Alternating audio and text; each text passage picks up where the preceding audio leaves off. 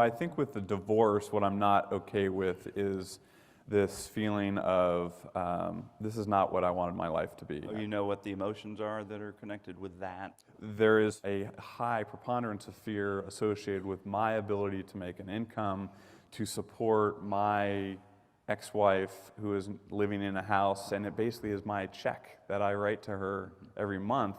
And so now I have associated the check with, if I don't make that check, then they're out. And if I can't make that check, how am I going to afford my little 2-bedroom apartment? And so what do you think you need to be doing about that you're not doing, if anything?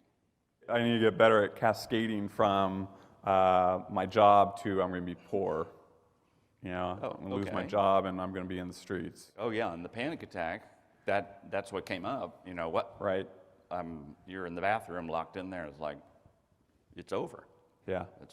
Right? Yeah. So, oh yeah. So I want to have some connection between this and this, because I'm going to say this, set this up, and that there's something that is unfinished about this that's going to help this. My unconscious has signaled me that something's not right, that I was not paying attention to.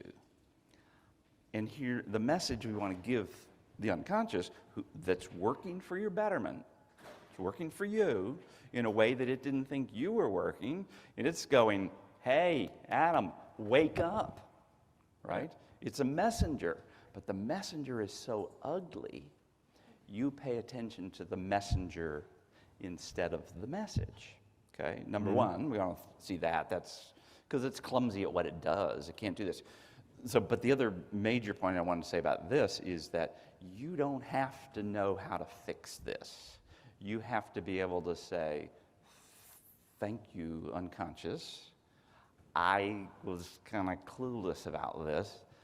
I'm awake now. Yeah. And if you wouldn't mind maybe turning down the intensity and the volume, I would appreciate that. There's a lot going on there.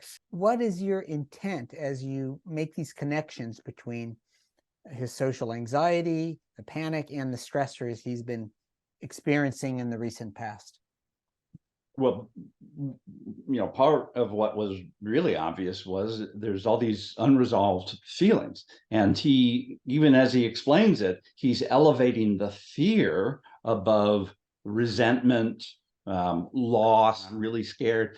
But part of what I want him to do is to start going, well, there are other feelings you can use that are going to be stronger than, oh my God, I'm victim of my symptoms, right? So we've got to redirect him in that way. And that's, again, what I'm trying to do. And these other feelings are resources, because it will make him stronger as he goes, wait a minute, I got some things to say here. Wait a minute, I'm scaring myself about this catastrophic stuff instead of getting a handle on this. So all of that we want to start paying attention to. We don't usually associate the word unconscious with CBT, but you talk about it. So is this CBT? How do you think about this? But when we think about doing strategic work, part of what you want to think about is, what do we have to do to produce change?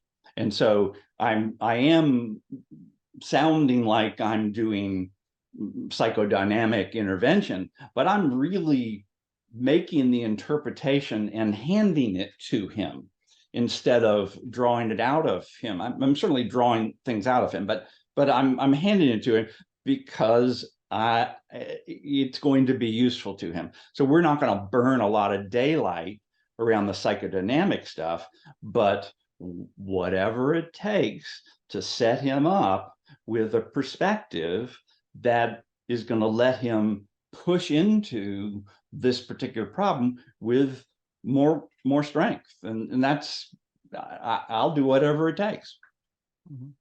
Well, ultimately, the proof is in the pudding. Does it work? And we'll see.